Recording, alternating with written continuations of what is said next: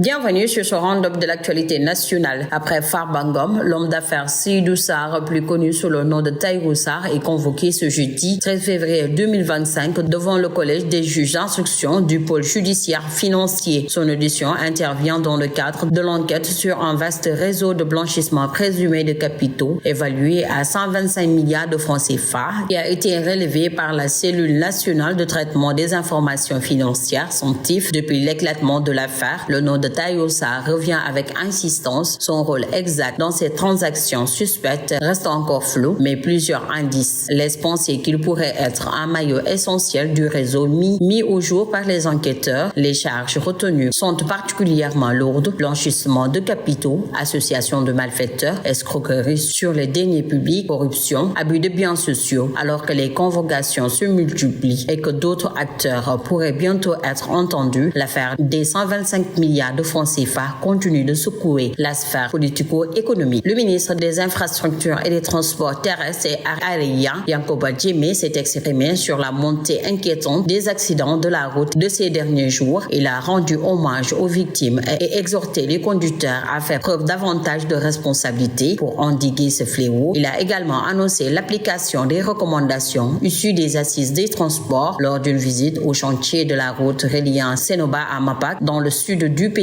Ce lundi, M. Diémé a appelé à une prise de conscience collective. Selon lui, les accidents de la circulation les plus horribles survenus récemment au Sénégal ont eu lieu sur les routes les plus belles du pays. Face à cette situation alarmante, Yankoba Diémé a réaffirmé l'engagement du gouvernement à renforcer la sécurité routière en impliquant les décisions prises lors des assises des transports. Ces recommandations seront proposées au chef de l'État, selon toujours le ministre des Infrastructures et des Transports terrestres et aériens. Le débat sur la légalisation de l'avortement médicalisé au Sénégal prend de l'ampleur, confronté à des réalités dramatiques et à une législation restrictive pour les militantes et militants des droits des femmes. Les nombreux cas de viol suivis de grossesse, parfois chez les mineurs, relèvent l'urgence d'un changement législatif pour garantir la santé et les droits des femmes. Malgré la ratification du protocole de Mobutu par le Sénégal en 2004, l'interdiction de l'avortement demeure, mettant en lumière les tensions entre les normes juridiques, religieuses et sociétales et les revendications des défenseurs des droits des femmes. C'est une opération de force de sécurité qui a permis de retrouver ces corps enterrés près d'un centre tenu par un réseau de trafiquants d'êtres humains en Libye. Selon le bureau du procureur, il s'agit d'une bande qui les torturait et les soumettait à des traitements cruels, dégradants et inhumains. Dans le centre, 76 migrants originaires d'Afrique subsaharienne étaient séquestrés. A rappelé que fin janvier, le bureau du procureur général basé à Tripoli a ordonné l'incarcération de 2 membres d'une bande criminelle accusée de torture à l'encontre de plus de 263 migrants originaires d'Afrique en situation irrégulière sur le continent. La Libye reste l'une des principales plaques tournantes du trafic d'êtres humains. À noter que l'enquête est toujours en cours. Et puis la communauté estudiantine est en deuil après la découverte du corps sans vie de Matar Diagne, étudiant en master 1 en droit public à l'université Gaston Berger de Saint-Louis. Face à cette tragédie, la commission sociale des étudiants a publié un communiqué où elle exprime sa profonde tristesse tout en appelant à la retenue et à la vigilance concernant la diffusion d'informations non officielles. Matar Diagne, résident au village a été retrouvé mort dans la chambre dans la nuit du 10 février 2025. Immédiatement après la macabre découverte, les sapeurs-pompiers et la gendarmerie ont été alertés et sont intervenus sur les lieux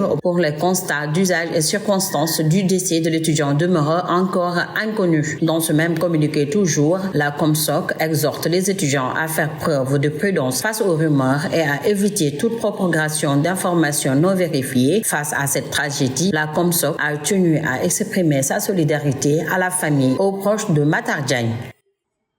Sur l'international, alors que la situation à l'est de la RDC est au cœur d'une intense activité diplomatique, la classe politique congolaise continue à réagir aux dernières avancées internationales. Pendant le week-end, la communauté de développement de l'Afrique australe et la communauté d'Afrique de l'Est ont appelé lors d'un sommet conjoint à un cessez-le-feu immédiat et inconditionnel au nord Kivu et au sud Kivu, en proie au combat opposant l'armée congolaise et ses alliés. alliés au M23 et les militaires rwandais depuis dimanche et les sommets de la région. Il y a une accalmie sur l'ensemble des fronts, mais mardi matin, des détonations ont été signalées dans le territoire de Kalehe, dans le sud de Kivu. Il est encore très tôt pour dire s'il s'agit d'un incident isolé ou une reprise des hostilités. Et puis Israël et le Hamas s'accusent mutuellement de violer la trêve à Gaza.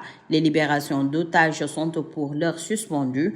Donald Trump suggère d'annuler le cessez-le-feu et promet l'enfer en cas de report de la libération des otages israéliens prévus samedi. Le secrétaire général de l'ONU, Antonio Guterres, a appelé le Hamas à poursuivre la libération des otages après la menace du mouvement islamique palestinien.